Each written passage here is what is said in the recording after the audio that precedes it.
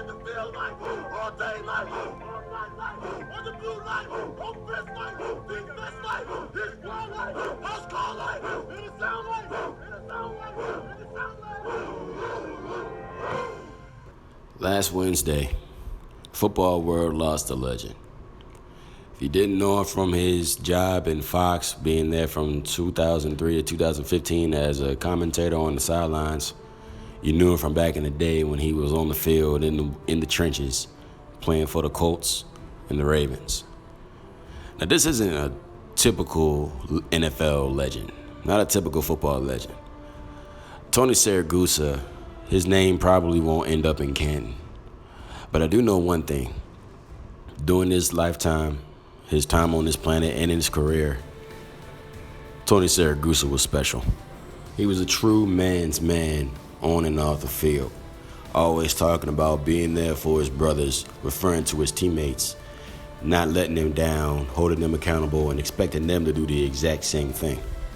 And for any coach or any player, that's the kind of soldier you want to be lined up right next to. That's the kind of guy you want to go every Sunday, Thursday, Monday, whenever football game is on.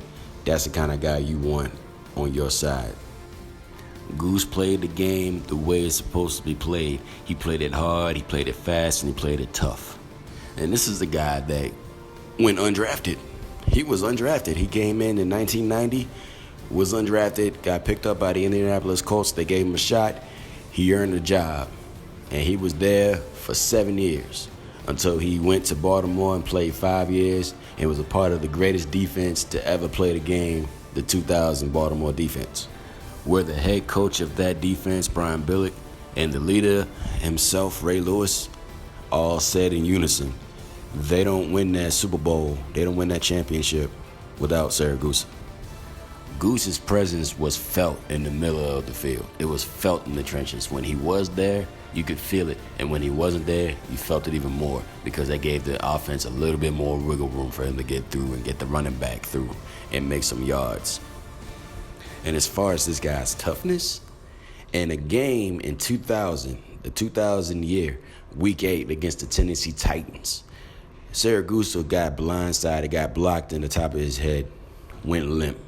10 minutes on the field. They had to bring a cart onto the field, and this man left the game on a stretcher. Hour later, he's back on the field. That's unheard of.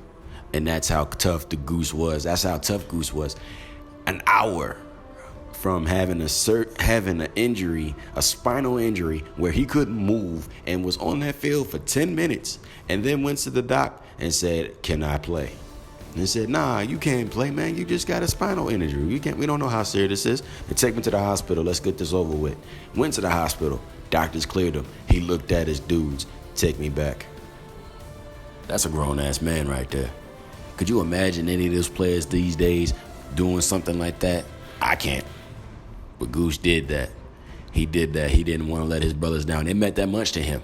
To go back out there with his brothers, it's unheard of. Goose was not afraid to speak his mind. He was not afraid to get his hands dirty. This was a true man's man. He will be missed. We loved him in Baltimore. That's one of our guys. He was only with us on the team for five seasons. 5 years we had him. But it's like he played his entire career there. That's how much he meant to the city of Baltimore. Hopefully sooner rather than later, the Ravens will put your name in the Ring of Honor. And it's been said a million times before up to this point, and then even if it's said a million times after, it's still not enough. We miss you. The world's not gonna be the same without you, man. Rest easy, Goose.